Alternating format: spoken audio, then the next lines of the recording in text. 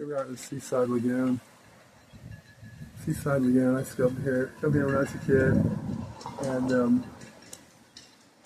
you know, saltwater lagoon basically. They had one long ago, way before my time, on the Redondo Pier. There's an indoor saltwater plunge, yeah. Here we got Bill Clinton and his right here. His brother right there.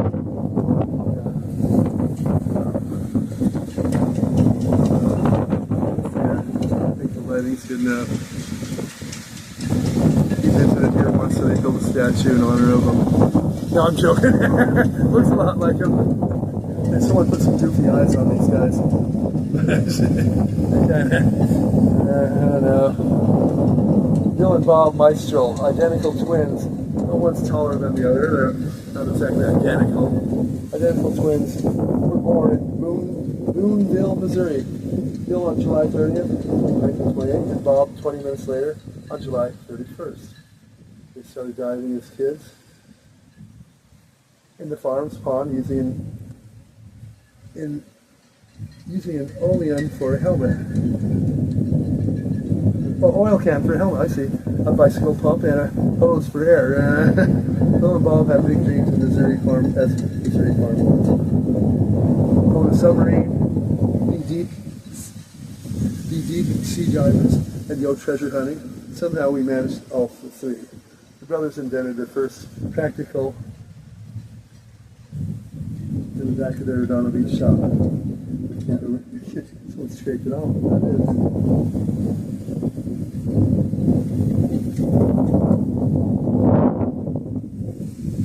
Maybe later. Anyways, those wetsuits. Oh,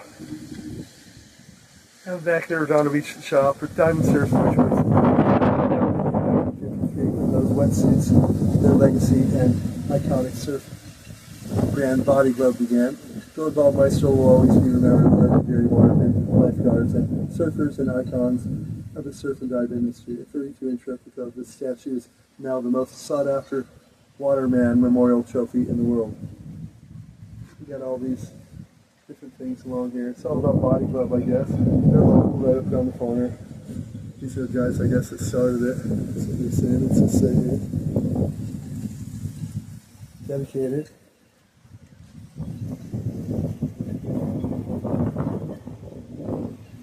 Dedicated to the memory of Bill and Bob Maestro. Great friends and great people. The Lesser family. Russ and Charlotte Lesser. Greg Gallery, Tim. Rick and Jan Lesser. Ricky, Kathleen, Elise. Ah, pretty cool.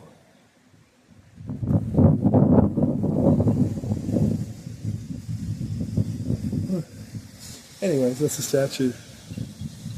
Someone put some eyes, funny eyes in them to make it kind of goofy, but Bill and Bob Maestro, legends of Redondo Beach. Not as much of a legend as Jeff Spicoli, but legends nonetheless. Because I am Jeff Spicoli, as you know. Sean Penn played me in Fast Times at Ridgeland, huh? Yeah. Oh, here's it all again. The whale wall here. It's a lot different than most of them I've seen that they have going there.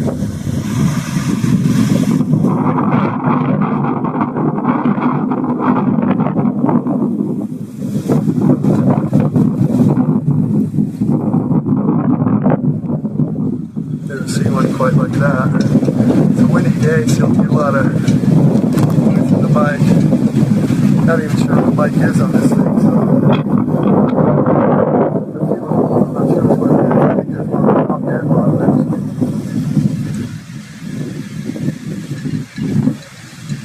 Yeah, that's a better view.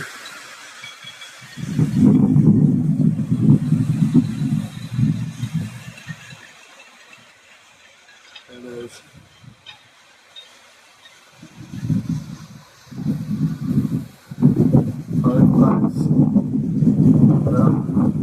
One behind this one on the right, behind the structure, and three on the left. The whale ball, of course, and the whales.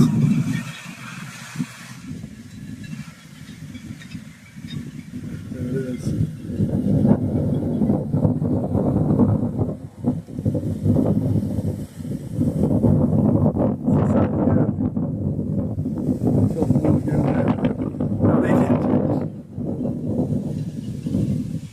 That was Brooke Shields' first movie. I think it was her only movie, I'm not sure.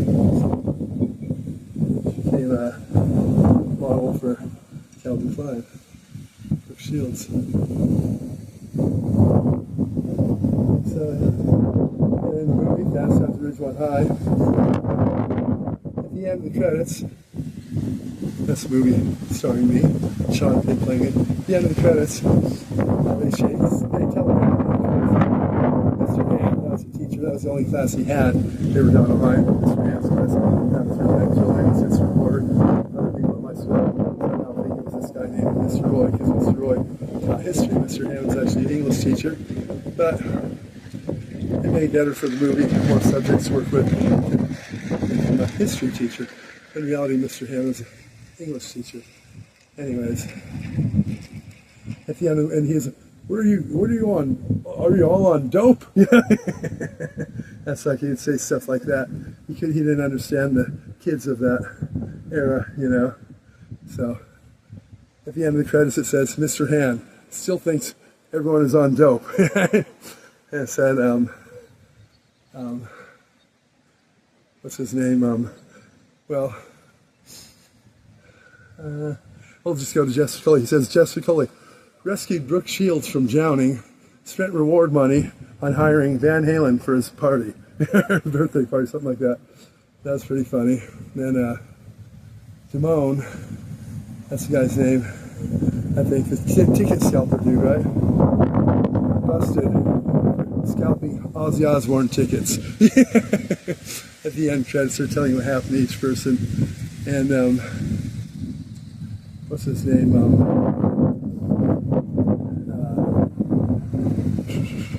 The burger flipper, right? Hamilton, right? So Hamilton made it. They hired. He got raised up to like he made manager of Mighty Mart for helping rescue the burglar, for helping stop the burglary. Because what happened is in the movie, he's waiting. He's behind the counter of like, you know, Mighty Mart, 7-Eleven type of place, and he says, all of a sudden they see this guy outside pull up in like a Trans Am. He gets out on the passenger side. He runs in the store. Shady dude with a can of spray paint. He goes whoosh and sprays it all over the security camera there, right? Then he walks up to Hamilton behind the Brad Hamilton behind the counter. And says, "Okay, give me all the money you got." He's panicking. Hamilton, it's behind the rack. Just get it. He's telling the thief's telling him where it's at. Okay, just hang on. He's going to do it. Then Spicoli, right before that, before the thief got there, Spicoli got there, was counting change out of his pocket, and separating the lint from it to buy whatever he was getting. And Hamilton says, "You need a job, Spicoli." He says something like, "All I need is some good buds and some nice waves, and I'm set." Something like that. And Hamilton just shakes his head. "Hey, can I use the restroom?" "Yeah, it's right back there," Hamilton says. So Spicoli's back there using the bathroom right when the place is getting robbed. So he walks out of the bathroom and sees what's going on and says, "Whoa!" He stops and distracts him. "Whoa!" And right then the murderer guy with the gun, Hamilton, turns around and sees Spicoli. Hamilton, because that is his chance to grab the pot of hot coffee. And he goes, splashes it right in the guy's face. And, and then he slips on, he falls on the guy's, Hamilton runs from behind the counter, grabs his gun. He says, "I got you now, I got you now." Spicoli's just sitting there, like, whoa.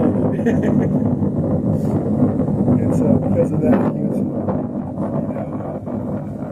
manager of Mighty Mart, whatever it was, yeah. It's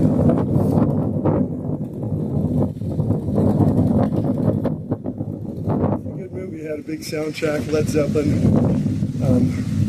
Jackson Browne, Tom Petty, Stevie Nicks, Joe Walsh of the Eagles. He wrote a song about me. It's called the Spicoli Waffle song. Jeff Spicoli song. Then who else? Jimmy Buffett, Margaritaville, that guy. He wrote a song about me called the Spicoli song, called the I Don't Know song. That's a part of the movie. I Don't Know. It's a funny part of the movie. That's a true scene too, pretty much. It's even worse than you see in the movie. But it's a good movie. It's got a soundtrack with a whole lot of bands, from Zeppelin to Jackson Browne to Stevie Nicks to Joe Walsh, Jimmy Buffett, etc., etc. That's his first gig, Cameron Crowe, that wrote the movie. If you see the movie Almost Famous, that movie's about why he went to Redondo High for summer school and decided to come back and write a book movie on it. Yeah, so if you see that movie, that's a movie he came out with called Almost Famous. Kind of tells the story. He's got about 30 movies under his belt. Dallas Times is his first one. The reason he had a big soundtrack is because he originally, he lived in Santa Monica. He went to Santa Monica High, Cameron Crowe, and while there, on school, he's a wannabe journalist. He kept contacting Rolling Stone magazine, saying, I want to write an article for you. Finally, after bugging them so much, they said, all right, kid, we'll give you a chance, right? They said, well, you got to go on tour with like Bad Company or Zeppelin, or something like that. So he had to go on tour with them for like 2 months or something, and write an article on them. He did that, and he missed school, right? So he wants to graduate, obviously. And he wrote the article for him. Really good article, all that. That's there. Yes, that's his first gig ever. So he had to make up credits. So his aunt lived in Redondo Beach. So he went to Redondo High School and stayed with his aunt in that summer. He went to summer school there to make up credits. His aunt lived there. But while there, he said, wow, Redondo's got a whole different groove. And like Santa Monica's like the city at the beach, is a regular place. Redondo's like way different, So he said, he talked to people in the faculty, asked if it's all right. He comes back and writes a book, movie on it, and posts as a student. They say, yeah, pick 9th or 10th grade. That's 11th. They allow kids to goof off. They even encourage the teachers to go ahead and let them get away with that, because that's what kids at that age do. But on the other hand, 11th and 12th grade, very serious. If you make one peep outside of work, they'll suspend you, they'll expel you from school. You know what I mean? They will, yeah. So in other words, it's strict studying, it's high academic, situation. And so they will throw you out of class and you'll be expelled from school. Even make a peep noise or goof off a little. They don't go for it, it's silent. So if they would let him use the 11th or 12th grade, he would have got nothing. He'd be like sitting in the library. He'd get nothing from it. But 9th and 10th grade, so obviously he picked 10th grade. So he's going to come back and pales and poses as a 10th grader. So he had to find a subject. So summer before the 10th grade, you sign up for your classes across from the Varsity Deli there at Redondo High where the bike racks are. You sign up for your class over at the bike racks. It's still summer. Summer's not ended. It's got 3.5 more weeks till it ends. But that's when you went there. And that's when you take your picture too for your yearbook, your ID and all that. And you pick your classes and all that. You see a bunch of people, none of them look like they're cut. They see me because I'm just coming back from the beach, right? My hair's bleached out.